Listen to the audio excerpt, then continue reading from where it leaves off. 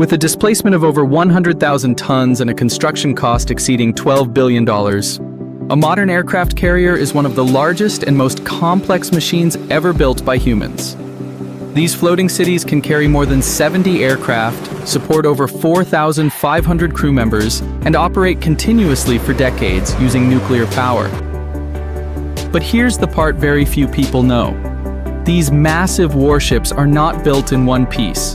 They are assembled from hundreds of giant steel modules, constructed separately, transported across shipyards, and welded together with extreme precision inside some of the largest industrial facilities on Earth. This creates a massive hidden industry. Giant dry docks, super cranes capable of lifting hundreds of tons, nuclear integration systems, and thousands of workers coordinating every step. Today, we're stepping inside the world's largest warship factory to see how a 100,000-ton aircraft carrier is built from the ground up. Before we dive in, don't forget to like, subscribe, and turn on the notification bell so you never miss our deep dive documentaries.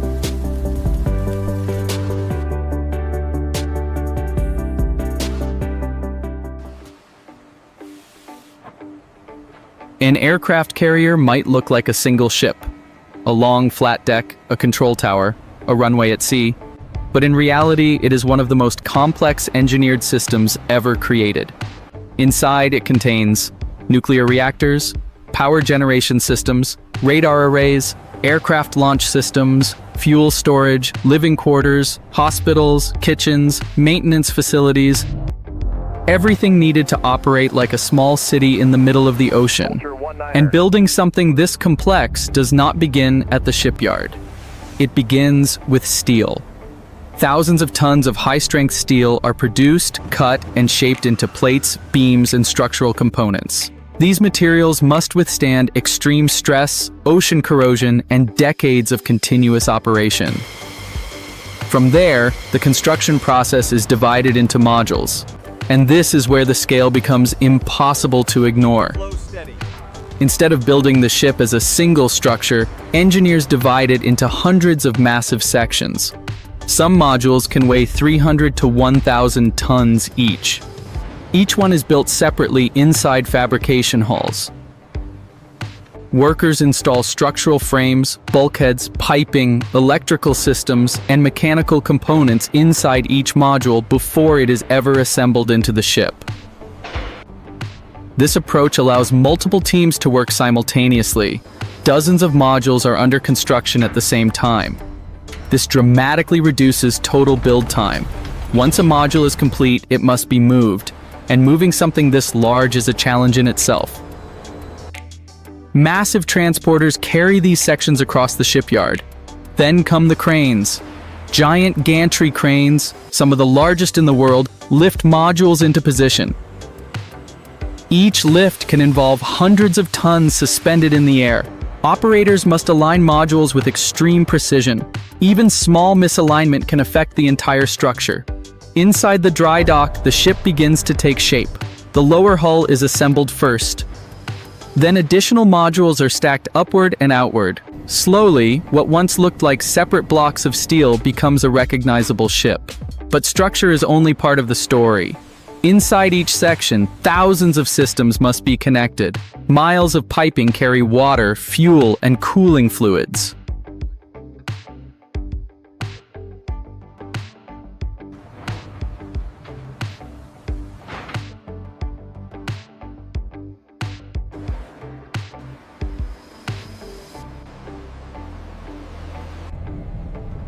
Electrical systems distribute power across the ship. Communication systems link every department. Ventilation systems control airflow across multiple decks. By the time the hull is complete, the internal complexity rivals that of a large building. Then comes one of the most critical systems, power. Modern U.S. aircraft carriers are powered by nuclear reactors. These reactors generate enormous amounts of energy without the need for traditional fuel refueling. But integrating them into a ship is one of the most difficult engineering challenges. The reactor compartments must be built with extreme precision and safety. Shielding systems protect crew members. Cooling systems regulate temperature. Power distribution systems convert reactor energy into usable electricity and propulsion. Once installed, these systems are tested extensively before activation.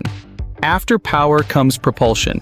Aircraft carriers use massive propulsion shafts connected to turbines that drive propellers deep beneath the hull. These systems must operate continuously under heavy load. Any failure at sea would be catastrophic. Then comes the flight deck. This is one of the most iconic parts of the ship. A flat surface stretching over 300 meters long, designed to launch and recover aircraft in extreme conditions. Data looks good on this section. Modern carriers use advanced launch systems to accelerate aircraft to takeoff speed in seconds. Landing systems must safely stop aircraft using cables and arresting gear. Every component must function perfectly, because failure is not an option. Then comes the island. The control tower that rises above the deck. From here, crews manage flight operations, navigation, radar systems, and communications. Inside, screens, controls, and monitoring systems operate continuously. But even after the structure is complete, the ship is far from finished. Thousands of workers move through the vessel installing equipment, cabins are fitted, kitchens are installed, medical facilities are completed, storage areas are organized. Weapons systems are integrated, electronics are tested. In total, construction can take 5 to 7 years. At peak, more than 3,000 to 5,000 workers may be involved, and the cost can exceed $13 billion for a single ship. Once construction inside the dry dock is complete, the ship is launched. Water floods the dock. The massive structure begins to float for the first time. But even then, the process is not over. The ship enters outfitting and testing phases. Engine systems are activated, electrical systems are tested, navigation equipment is calibrated, flight systems are verified. Then comes sea trials. The carrier leaves port and enters open water for testing.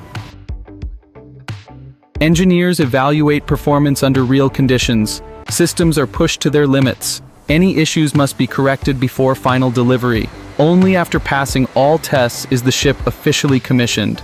And even then, training and operational readiness continue for months or years.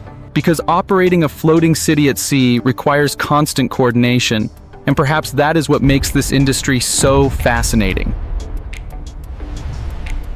Most people see an aircraft carrier as a single object, but in reality, it is the result of thousands of workers, millions of parts, and one of the most advanced industrial systems ever created. And it all comes together in one of the most powerful machines on Earth. Inside the world's largest warship factory, a 100,000-ton aircraft carrier is not just built. It is engineered, assembled, tested, and transformed into a machine capable of operating anywhere in the world. If you enjoyed this deep dive into one of the most extreme industrial projects ever attempted, make sure to like, subscribe, and hit the notification bell so you never miss our next exploration into the giant systems shaping modern life. Thanks for watching.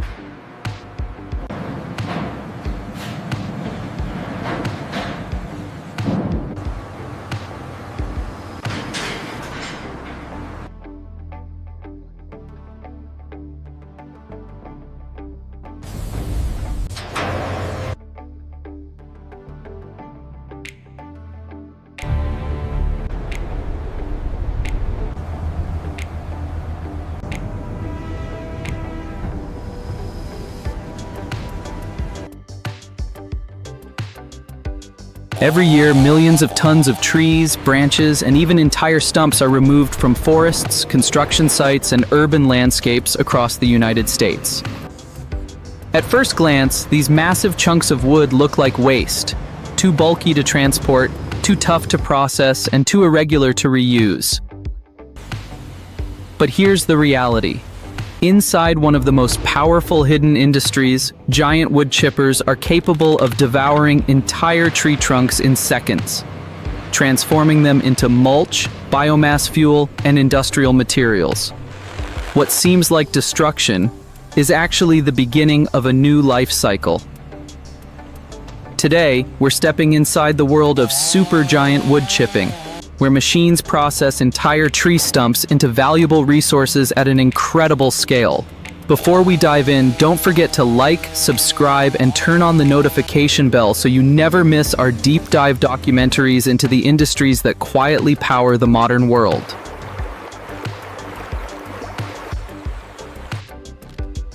The journey begins far from the factory floor, in forests, logging zones, construction sites, and storm cleanup operations.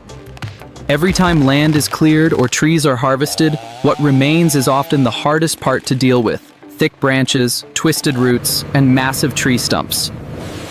These leftovers are heavy, irregular, and difficult to transport. A single tree stump can weigh hundreds of kilograms, and piles of wood waste can quickly grow into mountains. Instead of burning or dumping this material, modern systems collect it. Excavators with powerful grapples load tree trunks and stumps onto trucks. In large operations, fleets of trucks move continuously, hauling hundreds of tons of wood waste every day to centralized processing sites. When the trucks arrive, the scale becomes immediately clear. Huge piles of wood waste rise 10 to 20 meters high, stretching across entire yards.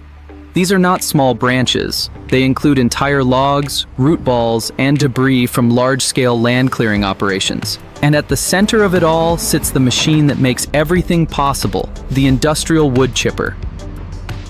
These are not the small machines used in backyards. Industrial wood chippers are massive, often weighing over 30 to 80 tons, powered by engines exceeding 500 to 1,000 horsepower. Some of the largest models can process 100 to 300 tons of wood per hour. The process begins with feeding. Excavators or conveyor systems push logs and stumps into the chipper's intake. The opening itself can be over 1 meter wide, allowing entire tree trunks to enter without pre-cutting.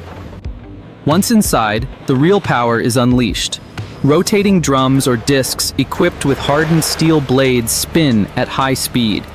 As the wood makes contact, it is instantly cut, shredded, and broken apart. The sound is intense, a deep, grinding roar as thick wood is reduced to small chips in seconds. A full tree trunk can disappear in less than 10 seconds. Even dense root balls and irregular stumps are no match. The machine tears through knots, dirt-covered roots, and hardwood with relentless force. As the material is processed, it is expelled through chutes onto conveyor belts or directly into waiting trucks. What comes out is no longer waste. It is uniform wood chips ready for the next stage.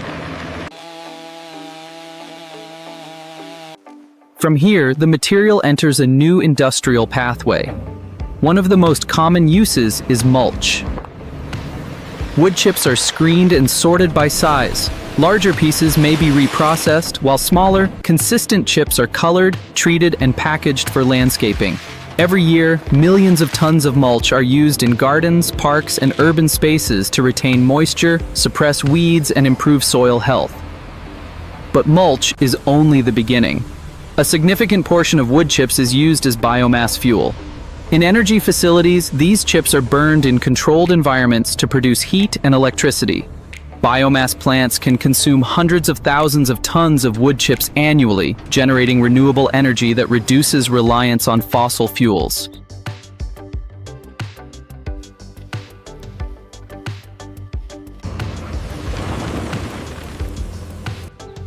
Some advanced systems go even further. Through processes like gasification and pyrolysis, wood chips are converted into synthetic gas, bio-oil, or biochar. These products can be used for energy, industrial processes, or soil improvement.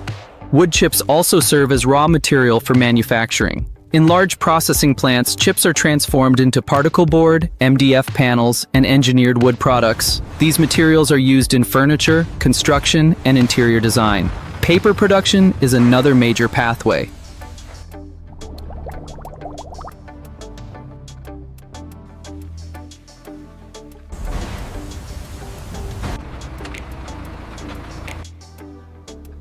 Wood chips are pulped, broken down into fibers, and processed into paper, packaging, and cardboard products. This allows even low-quality wood waste to become part of high-demand industries. Nothing is wasted. Even dust and fine particles generated during chipping are collected and reused. These can be compressed into fuel pellets or used in composite materials. The efficiency of the system is remarkable. From irregular, bulky waste to uniform, usable material, the transformation happens in seconds, and it happens at scale. A single large wood processing facility can handle thousands of tons of material per day, operating continuously to keep up with supply.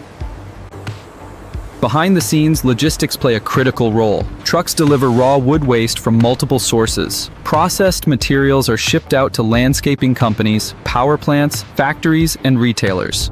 The entire system operates as a loop. Trees are harvested or removed, waste is collected. Machines process it into new forms. Those forms are used in energy, construction, and agriculture. And in many cases, they return to the soil, supporting new growth. This is the circular economy in action. Technology continues to push the industry forward. Modern wood chippers are equipped with sensors that monitor load, vibration, and blade condition. Automated systems adjust feeding rates to maximize efficiency and prevent damage.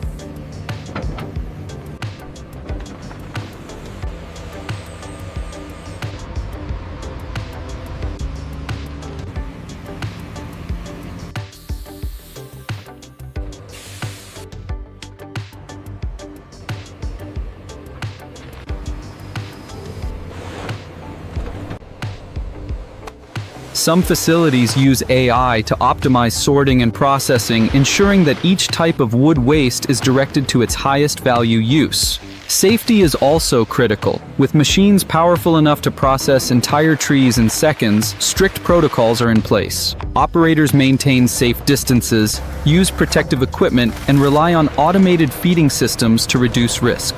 Despite the power and scale, the goal is not destruction, it is transformation. What was once considered useless debris is now a valuable resource. What once required disposal now generates energy, materials, and economic value. From storm cleanup operations to massive logging sites, from urban tree removal to industrial recycling centers, wood chipping plays a vital role in managing one of the largest organic waste streams in the world. And it does so with incredible speed, efficiency, and impact. The next time you see a pile of wood chips or walk past freshly mulched ground, it's worth remembering what it used to be. Entire trees, branches, and roots processed by machines powerful enough to reshape nature itself. In the world of supergiant wood chippers, nothing is wasted. Everything is transformed. If you enjoyed this deep dive into one of the most powerful and satisfying industrial processes on Earth, make sure to like, subscribe, and hit the notification bell so you never miss our next exploration into the systems that power our modern world. Thanks for watching.